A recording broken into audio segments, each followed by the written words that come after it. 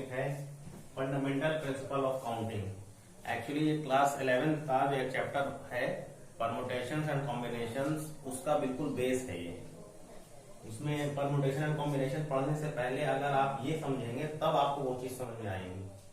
तो सबसे पहले आप समझ लें कि फंडामेंटल प्रिंसिपल ऑफ काउंटिंग क्या होता है। ये समझने के लिए आपको एक एग्जाम्पल की जरूरत पड़ेगी। एक एग्जाम्पल समझें। अच्छा, इसको हिंदी में बता दें। इसको हिंदी में कहते हैं गणना का सिद्धांत। गणना करने के लिए जो सिद्धांत लगेगा वो है ये। मिसाल के तौर पर आपके पास 3 तरीके की कोई चीजें हैं और इधर आपके पास कुछ दूसरी 2 तरीके की चीजें हैं।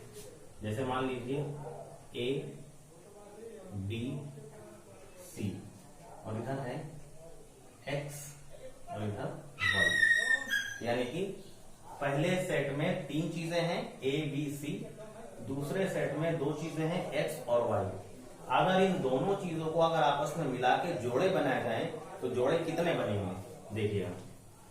A, X पहला जोड़ा, इसमें से इसके साथ एक चीज ले ली। इसी तरीके से A, Y दूसरा जोड़ा, इसी तरीके से B, X तीसरा जोड़ा और B, Y चौथा जोड़ा, C, X और C, Z, C, Y। तो मतलब कहने का यह है कि यहाँ की 3 चीजें और यहाँ की 2 चीजें मिलाने से कुल मिला के 6 तरीके के जोड़े बन सकते हैं। तो इसे क्या कहा जाएगा? यही काउंटिंग का प्रिंसिपल है। काउंटिंग के प्रिंसिपल को पढ़ने के लिए आपको कोई फार्मूले की भी जरूरत नहीं है। इसमें बगैर फार्मूले के सिर्फ आपको इस बात का ध्यान रखना है कि कौन से अरेंजमेंट कहाँ हो सकते हैं, कितने हो सकते हैं। सिर्फ वो अरेंजमेंट पढ़ेंगे आप। उन अरेंजमेंट को पढ़ने को ही कहा जाता है प्रिंसिपल ऑफ काउंटिंग। ठीक है। जैसे यहाँ पर 3 ना होते 4 हो जाते, यहाँ पर 2 ना होते 5 हो जाते। तो यहाँ की एक चीज इसके साथ, यहाँ इसकी दूसरे के साथ, इसकी तीसरे के साथ, इसकी चौथे के साथ, इसी तरीके से इसको इसके साथ, इसको इसके साथ, इसको इसके साथ, इसी तरीके से तीसरी को इसको इसके साथ, इसको इसके साथ, इसको इसके साथ, जितने भी नंबर होते हैं उन सबके साथ में जोड़ा बनाते हैं। इसका जोड़ा बनाने के बाद में क्या होता, इस तरीके से जो भी काउंटिंग होके निकल के आते वो कहलाते इसके पॉसिबल अरेंजमेंट्स। कितने इसके अरेंजमेंट होंगे, ठीक है ना। तो एक एग्जाम्पल ये हो सकता था। एक और एग्जाम्पल आप समझ सकते हैं। मिसाल के तौर पर अगर आपके पास 4 नंबर हैं 1, 2, 3, 4 और आपके पास आपसे ये कहा जाए कि इन 4 नंबरों का इस्तेमाल करते हुए 2 अंक की कोई संख्याएं बताइए कि कितनी बनेंगी। मतलब एक वक्त में आपने 1 ले लिया, 2 ले लिया, 2 अंक की संख्या बन गई। इसी तरीके से आप 3 ले लेते, 4 ले लेते, 2 नंबर डिजिट का ये भी नंबर बन गया। इसी तरीके से 2, 1 ले लेते। कहने मतलब ये था कि एक डिजिट और दूसरा डिजिट इनमें से यूज करके आपको एक नंबर बनाना है और इस तरीके के ये कितने नंबर बनेंगे ये आपको पता करना है। तो देखिए ये भी प्रिंसिपल ऑफ काउंटिंग के अंदर ही आ रही है चीज। मतलब कुछ डिजिट्स दिए हुए हैं, उन डिजिट्स का यूज करके आपको कुछ पर्टिकुलर नंबर्स निकालना है।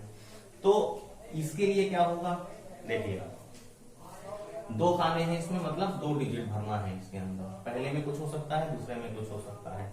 कितने होंगे इस बात को हम लोग पता करेंगे। मान लीजिए पहले खाने की हम बात कर रहे हैं तो इसमें से कोई भी नंबर इसमें आ सकता है। तो इसमें कितने आए? इसमें आ गए 4।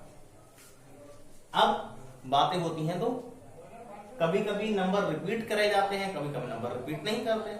मान लीजिए जो नंबर आपने इसमें भरा था वो नंबर इसमें भी आ जाए, इसका मतलब नंबर रिपीट कर गया। कुछ इस तरीके का हो सकता था, नंबर रिपीट करने का केस है ये। लेकिन अगर जो नंबर यहाँ आया वो नंबर इसमें ना आए, मान लीजिए ये इसमें दूसरा कोई आए, तो नंबर रिपीट करने का नहीं हुआ।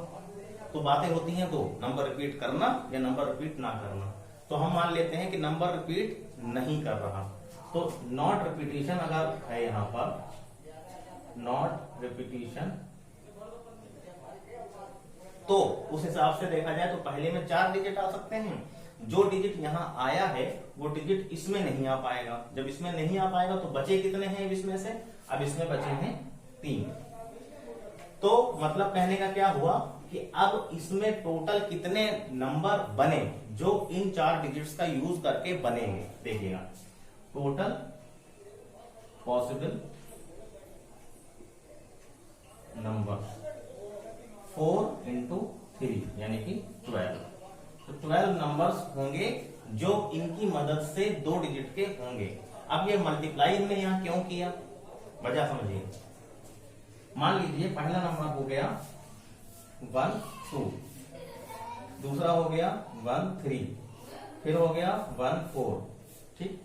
इसी तरीके से फिर हो गया 2 1, 2 2 नहीं हो सकता, 2 3 और 2 4। ओके, फिर इसी तरीके से अगला हो सकता है 3 1, 3 2, 3 3 नहीं हो सकता, 3 4। ओके, फिर इसी तरीके से 4 1, 4 2, 4 3।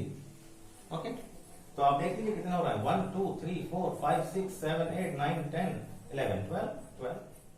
यानी कि 4 डिजिट्स अगर दिए हुए हों उनको इस्तेमाल करके 2 डिजिट का अगर आपको नंबर बनाना हो तो आप कुछ इस तरीके से लिखें, अगर रिपीटेशन अलाउड नहीं है तब। लेकिन अगर रिपीटेशन अलाउड हो जाता तब क्या करते, तब के लिए देखिए, अगर रिपीटेशन अलाउड होता मतलब पहले डिजिट में पहले जो यहाँ पे नंबर आएगा तो वो तो 4 ही आएगा, लेकिन जो यहाँ पर 3 आया था वो 3 नहीं होता, वो यहाँ पर भी 4 हो जाता, क्योंकि जो नंबर यहाँ पर आ चुका था वो नंबर यहाँ पर भी आ सकता है।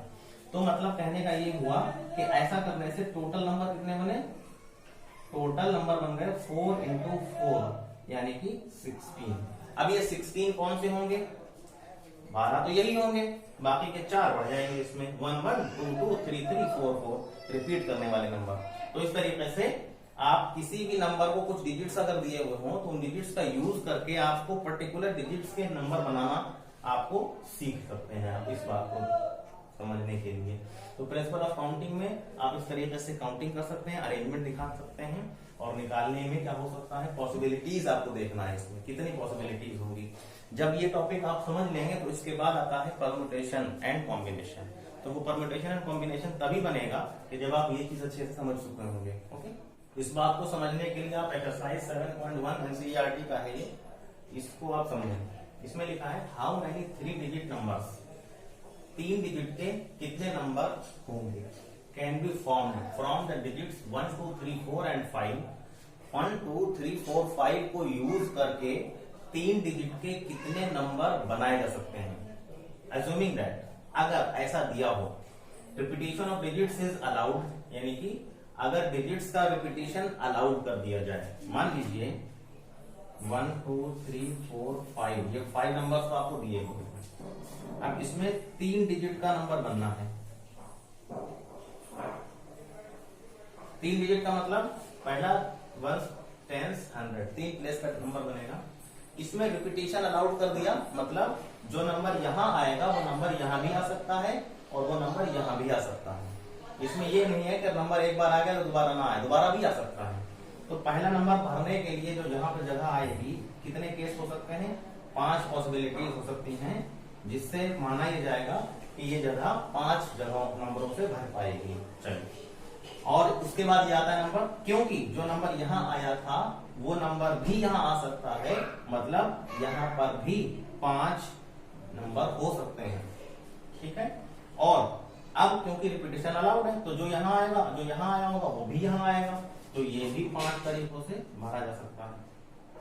तो जब रिपीटेशन अलाउड था तो टोटल पॉसिबिलिटीज मतलब टोटल नंबर्स कितने बने, टोटल नंबर्स बन गए 5 इंटू 5 इंटू 5 यानी कि 125। ठीक है, कितनी आसानी से आ गया। कैसे 125 कौन से हो सकते हैं, वो 111 112 113 114 115, इसी तरीके से 1 2 3 1 2 4 1 2 5 1, इस तरीके से 125 नंबर्स बनेंगे, क्योंकि नंबर रिपीट भी हो सकते हैं एक बार।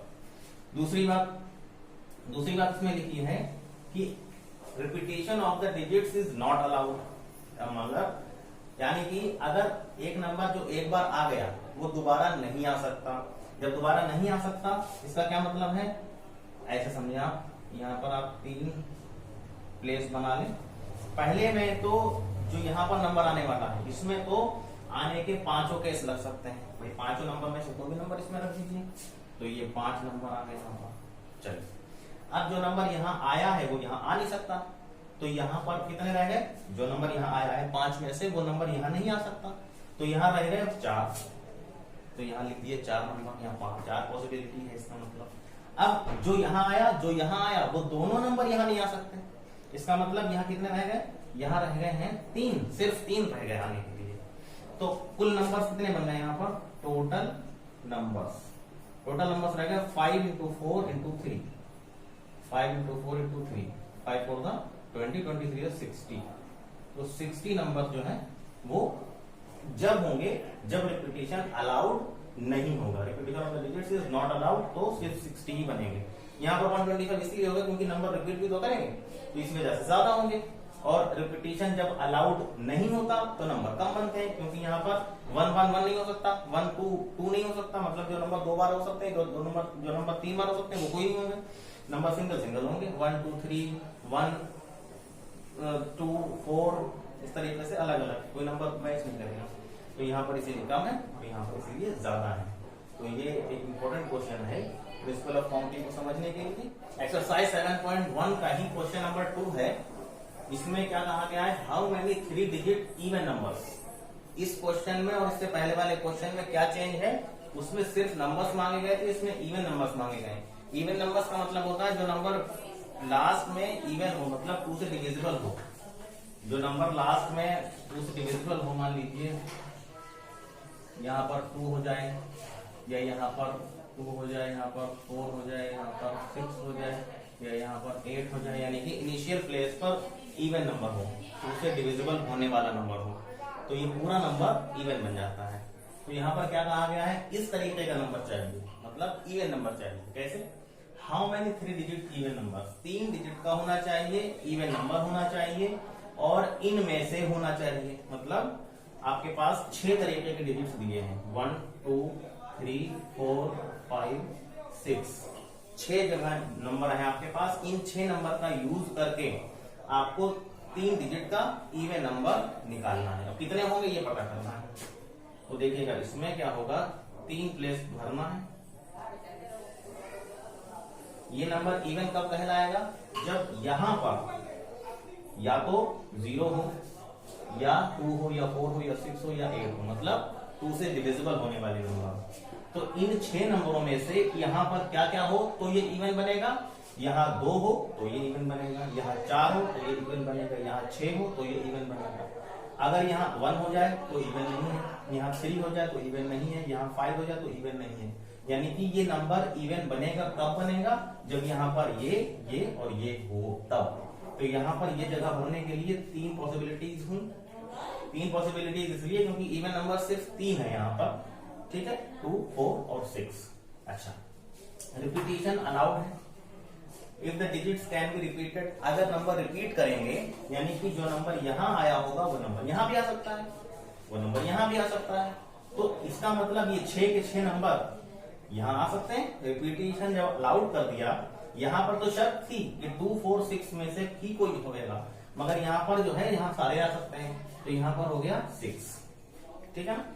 अब जो नंबर यहाँ आया वो नंबर भी यहाँ आ सकता है। जब यहाँ आ सकता है तो यहाँ पॉसिबिलिटीज कितनी हुई, यहाँ पर भी 6 हो गई।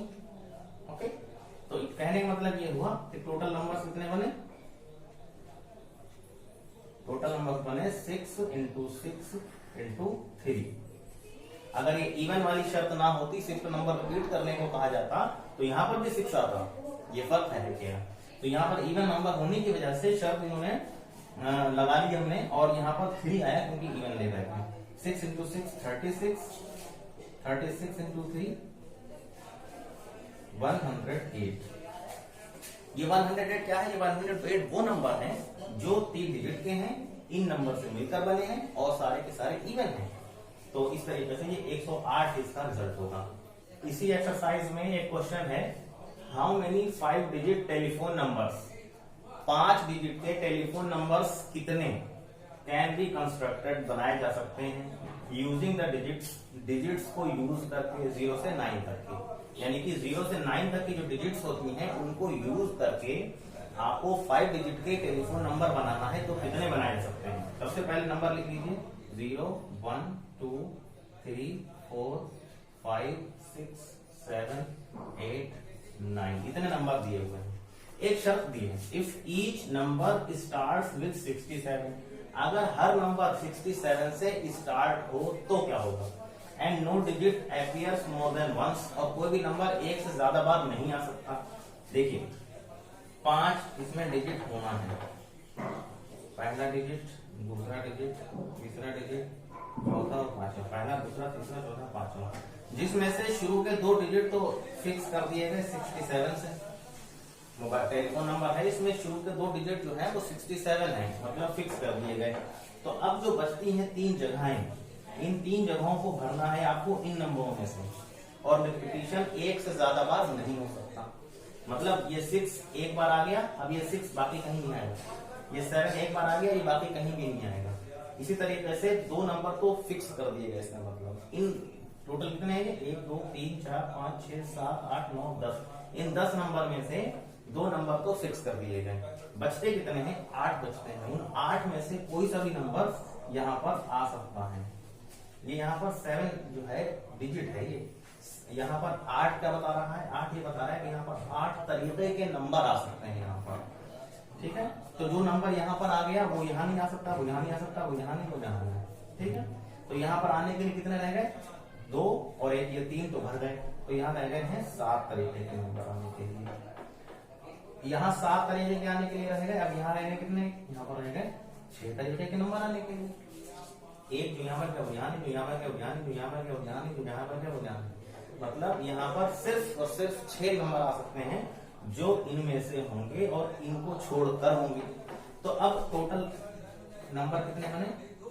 टोटल नंबर 8 इंटू 7 इंटू 6, क्योंकि ये 67 तो फिक्स है, उसको तो मतलब है नहीं उसमें। तो टोटल नंबर कितने बन गए? 8 इंटू 7 इंटू 6, इन सबको मल्टीप्लाई कर दिया जाएगा। 8 7 56 इंटू 6 336। इसका मतलब अगर 5 डिजिट के नंबर बनाना पड़े इन नंबर में से, तो अगर इनिशियल 2 प्लेसेस फिक्स कर दिए जाए तो बाकी की 3 प्लेस भरने के लिए 336 तरीके हो सकते हैं, ठीक है ना। तो ये क्वेश्चन समझ सकते हैं। इस एक्सरसाइज और एक्सरसाइज 7.1 में कोई फार्मूले का यूज नहीं किया जा रहा है, बिना फार्मूले से ही सारे सवाल हो रहा है। इसी को कहते हैं प्रिंसिपल ऑफ काउंटिंग। ये क्वेश्चन नंबर 5 है। A coin is tossed 3 times, एक कॉइन को 3 बार उछाला गया, and the outcomes are recorded, और जो भी कुछ आया उसको रिकॉर्ड कर लिया गया। How many possible outcomes are there, तो बताइए कितने तरीकों के पॉसिबल आउटकम्स होंगे जो हो सकते हैं। तो ये आपको मालूम है कि जब भी कॉइन टॉस किया जाता है तो पॉसिबिलिटीज 2 होती हैं, मतलब हेड आएगा या तो टेल आएगा। तो पहली बार के लिए हेड या टेल, यानी कि फॉर फर्स्ट थ्रो, जब पहला थ्रो किया गया तो हेड या टेल, यानी कि 2 केसेस, 2 केस हुए। इसी तरीके से फॉर सेकेंड थ्रो फिर हेड या टेल, यानी कि 2 केसेस फिर होंगे यहाँ पर। इसी तरीके से थर्ड थ्रो जब होगा तो थर्ड थ्रो में भी हेड या टेल, फिर यहाँ पर 2 केसेस होंगे। तो टोटल क्या पूछा गया था? Total outcomes, how many possible outcomes, total outcomes. Outcomes मतलब जो भी कुछ आएगा, तो टोटल आउटकम्स कितने होंगे? पहली बार के 2, दूसरी बार के 2, तीसरी बार के 2, तो 2 to the 4 to the 8 outcomes होगा इसके। दैट्स ऑल, इतनी सी बात है। यानी कि 8 पॉसिबिलिटीज हो सकती हैं इसमें 3 बार सिक्के उछालने के। कैसे 8 कैसे होंगे समझने की बात देखिएगा। मान लीजिए पहली बार में हेड, दूसरी बार में हेड, तीसरी बार में भी हेड। एक केस ये हो सकता है, मतलब 3 बार उछाला गया ना, पहली बार हेड गया, दूसरी बार भी हेड गया, तीसरी बार भी हेड गया।